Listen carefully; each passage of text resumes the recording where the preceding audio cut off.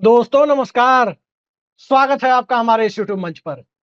दोस्तों, राहुल गांधी ने पटना पहुंचकर और बेगूसराय पहुंचकर माहौल बदलने की कोशिश की है, फिजा बदलने की कोशिश की है। फिजा बदलने की ये कोशिशें अब कामयाबी के ज्यादा करीब इसलिए भी नजर आने लगी है क्योंकि जिस आधार पर मंडल राजनीति की जो दावेदारी हो रही थी, जिस आधार पर 2006-7 के बाद से जिस बुनियाद के सहारे बिहार में मंडल और कमंडल को एक कॉम्प्रोमाइज फार्मूले के तहत लाकर खड़ा किया गया था, वो फार्मूला चेहरे के ही निस्तेज पड़ने के साथ साथ जिस रूप में बिखर रहा था, उसमें सवाल ये उठना वाजिब हो चला था कि नीतीश कुमार के बाद बिहार में अति पिछड़ा महादलित राजनीति का क्या होगा। नीतीश कुमार के बाद क्या अति पिछड़ा महादलित राजनीति समाजवादी धारा और सेकुलर राजनीति से बाहर निकलकर चुनावी हिंदुत्व के ब्रांड में कहीं ना कहीं नए कलेवर के साथ तब्दील तो नहीं हो जाएगी। एक तरफ सामाजिक समता की बात, दूसरी तरफ समरसता के नाम पर चुनावी हिंदुत्व थोपने की कवायद, और तीसरी तरफ अर्थ प्रधान युग में बदली हुई परिस्थितियों में जनता की आर्थिक ताकत का एक ऐसे दौर में कम होते जाना जिसमें एक तरफ से टैरिफ की मार पूरे स्टॉक मार्केट को तोड़ रही है, दूसरी तरफ क्रोनिक कैपिटलिज्म यानी सत्ता का करीबी पूंजीवाद हम दो हमारे दो की परिस्थितियों को और ज्यादा गंभीर बना रहा है। और उन सब से आगे पेट्रोल और डीजल पर 2-2 रुपए की एक्साइज ड्यूटी एक ऐसे समय में बढ़ती है जब महंगाई की मार को लेकर पूरा देश त्रस्त है। एक ऐसे दौर में जब सिलेंडर के दाम 50 रुपए बढ़ा दिए जाते हैं, उज्ज्वला योजना का सिलेंडर भी 500 की जगह 550 का हो जाता है, और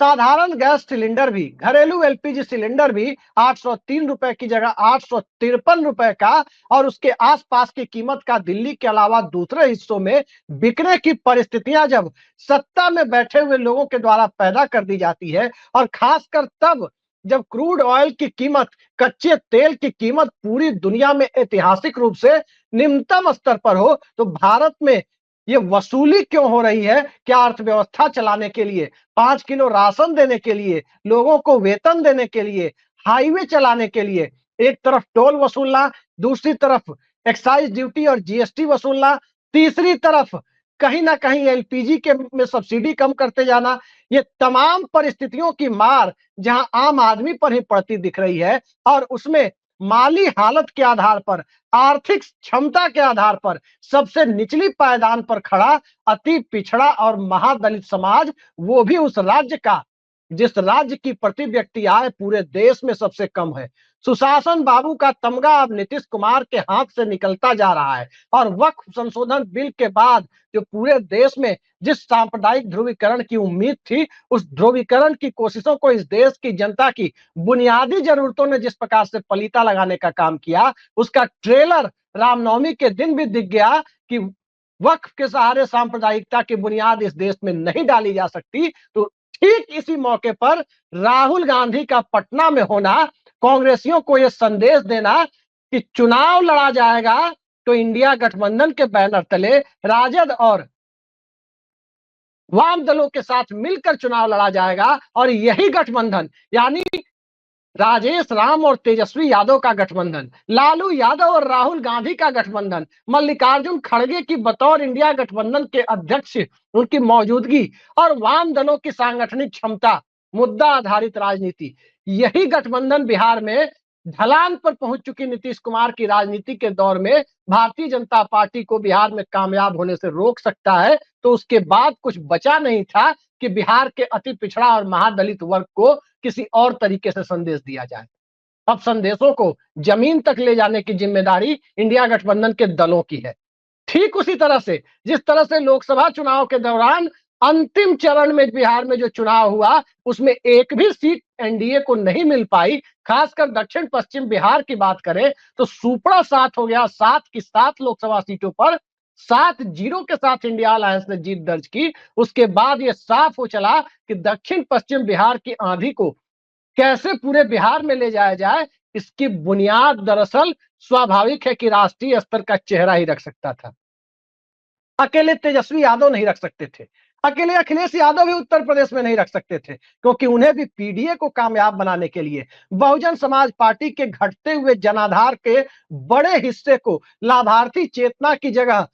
इंडिया अलायंस में खींचने के लिए उत्तर प्रदेश में राहुल गांधी और मल्लिकार्जुन खड़गे की जरूरत थी, कांग्रेस पार्टी की जरूरत थी। तो पटना में जो संविधान सुरक्षा सम्मेलन और 3 महीने में 3 बार जो राहुल गांधी का दौरा देखा गया, वो पटना की सत्ता को हिलाने के लिए नहीं, बल्कि बिहार का चुनाव इतना बड़ा चुनाव बन चुका है, जिस चुनाव के आसरे पूरे देश की निगाहें इस पर टिकी है कि क्या वाकई नागपुर ही इस देश के लिए सत्ता का नया केंद्र बन जाएगा। और नागपुर के इशारे पर चलने वाली सत्ता, एक तरफ नागपुर का चुनावी हिंदुत्व, संघ का चुनावी हिंदुत्व यूं कहे तो, दूसरी तरफ गुजरात लॉबी का कॉर्पोरेट हिंदुत्व, और इन दोनों का राजनीतिक पॉलिटिकल कॉकटेल इस देश की जनता के बीच में एक ऐसे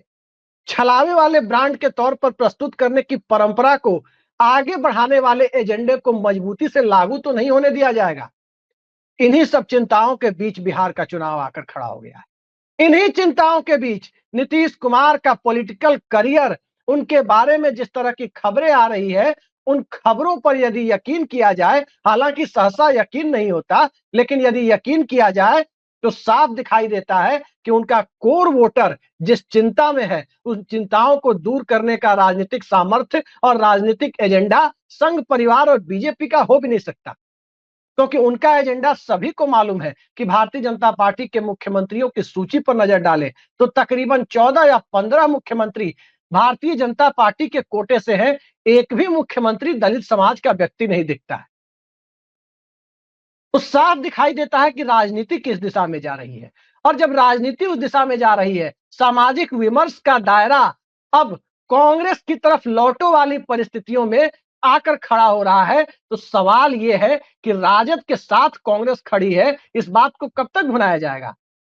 याद कीजिए, जिन कोर वोटर की हम बात कर रहे हैं, जिनके बीच जाकर राहुल गांधी अपना सामाजिक न्याय का एजेंडा रख रहे हैं, संविधान बचाओ की बातें कर रहे हैं, आर्थिक संसाधनों तक उनकी पहुंच को सुनिश्चित करने की बात कर रहे हैं, उन तबकों ने तो चूंकि चेहरा नीतीश कुमार का था, तो नीतीश कुमार के चेहरे के साथ 2015 में राष्ट्रीय जनता दल को स्वीकार तो कर लिया था, और साफ दिख गया था कि राष्ट्रीय जनता दल के कोर वोटर को लेकर एक चिंताएं जरूर हो सकती है, लेकिन वो कोर वोटर भी 20 साल तक सत्ता से दूरी रहने के बाद अब इस बात को समझ चुका है कि कहीं ना कहीं अब चुनावी आक्रामकता और राजनीतिक आक्रामकता को सामाजिक समरसता की बुनियाद में बदले बिना तेजस्वी यादव के एमवाई के ढांचे को, उस वोट बैंक को 32% से आगे बढ़ाकर 45-50% तक नहीं ले जाया जा सकता। जहां सबसे पहले यह बात समझ में आ गई दक्षिण पश्चिम बिहार में, वहां लोकसभा का नतीजा देखिए कि 7-0 से बाजी पलट गई। और अब बिहार की बाजी पलटने की बात इसलिए चल रही है क्योंकि बिहार में भारतीय जनता पार्टी का सामाजिक आधार जाति गणना के बाद बिखरा हुआ है। सामाजिक आधार जब बीजेपी का बिखरा हुआ है, नरेंद्र मोदी भी एक समुदाय के नेता के तौर पर ही अब पहचाने जाने लगे हैं। तो उस परिस्थिति में क्या नरेंद्र मोदी, क्या नीतीश कुमार, क्या कांग्रेस के प्रदेश अध्यक्ष राजेश राम, और क्या चिराग पासवान, और क्या तेजस्वी यादव, क्या मुकेश सहनी, किसकी बात करें, जिसकी भी बात करेंगे, सामुदायिक दायरे के बाहर उसकी मास अपील अब लगभग शून्य हो चली है। और जब वो मास अपील शून्य हो चली है, तो मत भूलिए कि इन सब के सामाजिक दायरे को जोड़ भी दे, जिनका नाम मैंने जिक्र किया अभी, उसमें एक प्रशांत किशोर को भी यदि आप जोड़ लें, कन्हैया कुमार को भी यदि आप जोड़ लें, तो वो दायरा 50% वोटर तक भी नहीं पहुंचता है। तो इसका सीधा मतलब तो यह होता है कि 50% वोटर तो बिहार में ऐसे हैं जिनका कोई सामुदायिक या जातीय नेतृत्व नहीं है, और जिनका जातीय नेतृत्व नहीं है उनके पास मुद्दे तो हैं। नौकरियां घट रही है, बेरोजगारी बढ़ रही है,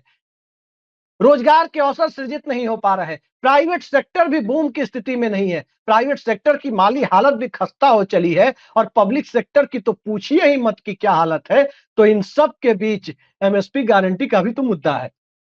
खेती किसानी का भी तो मुद्दा है, स्वरोजगार का भी तो मुद्दा है। कहां गया स्किल इंडिया, कहां गया स्टार्टअप इंडिया? बिहार में वो कहीं दिखता नहीं है। जमीन पर बिहार में दिखता क्या है? 5 किलो राशन और मोदी जी और नीतीश जी का भाषण, राहुल जी का भाषण भी आप कह सकते हैं। तेजस्वी जी का भाषण भी आप कह सकते हैं, लेकिन राशन और भाषण के बीच में पलायन एक बड़ा मुद्दा है। पलायन के साथ साथ सामाजिक परिस्थितियों और सामाजिक ढांचे का अचानक से असंतुलित होना भी बड़ा मुद्दा है। तो इन तमाम मुद्दों के बीच में न तो चुनावी हिंदुत्व में इतनी ताकत बची है कि भारतीय जनता पार्टी को राजनीतिक ऑक्सीजन दे पाए, न तो अकेले मंडल की राजनीति में वो ताकत बची है कि पूरी तरह से तमाम पिछड़ी जातियों को और पिछड़े वर्ग को 1995 और 1991 की परिस्थिति में लाकर एक जगह खड़ा कर दे। दरअसल ताकत अब मुद्दों में बची है, और ताकत जब मुद्दों में बची है तो मुद्दों के सहारे राहुल गांधी जिस तरह से पटना पहुंच करके संदेश दे रहे हैं, वो संदेश दरअसल पटना और बिहार के लिए नहीं है। वो संदेश सिर्फ बेगूसराय के लिए नहीं है, जहां वो कन्हैया कुमार की पलायन रोको नौकरी दो पदयात्रा में शामिल होते हुए दिखाई दिए हैं। वो संदेश कहीं ना कहीं बिल्कुल उसी तरह का है जिस तरह का लोकसभा चुनाव में फूलपुर की उस रैली को याद कीजिए, जब भीड़ ने, उत्साही भीड़ ने कहीं ना कहीं डी एरिया को तोड़कर मंच के करीब और मंच पर चढ़ती हुई नजर आई। राहुल गांधी और अखिलेश यादव भाषण तक नहीं दे पाए। उसी दिन स्पष्ट हो चला था कि उत्तर प्रदेश के पूर्वांचल इलाके में ये भाड़े पर लाई गई भीड़ नहीं थी, ये लालच में आई हुई भीड़ नहीं थी। वो भीड़ दरअसल एक स्पॉन्टेनियस भीड़ थी, स्वतः स्फूर्त भीड़ थी। और उस भीड़ के मिजाज ने बता दिया कि पूर्वी उत्तर प्रदेश यानी पूर्वांचल माहौल बदल चुका है। और आज जिस प्रकार की भीड़ बेगूसराय में दिखी है, आज जिस तरह से पिछड़े वर्गों के और महादलित वर्ग के प्रतिनिधियों का जुटान पटना में राहुल गांधी के कार्यक्रमों में दिखा है, और जिस तरह से कांग्रेस पार्टी के बारे में जो भ्रम फैलाया जा रहा था कि कांग्रेस पार्टी ने जो काम दिल्ली में किया वही काम बिहार में तो नहीं करेगी। कुछ पत्रकार भी इस भ्रम को फैलाने में सोशल मीडिया साइट्स के माध्यम से लगे हुए थे, लेकिन साफ कर दिया गया कि बिहार दिल्ली नहीं है, बिहार को दिल्ली की तरह नहीं देखा जा सकता। बिहार में बिहार की जनता को तेजस्वी यादव और राहुल गांधी राजेश राम का साथ पसंद है। तो सीएम और डिप्टी सीएम का औपचारिक ऐलान बाकी है कि किन चेहरों पर लड़ा जाएगा, लेकिन जनता के बीच अब ये करीब करीब तय हो चला है कि तेजस्वी यादव सीएम होंगे,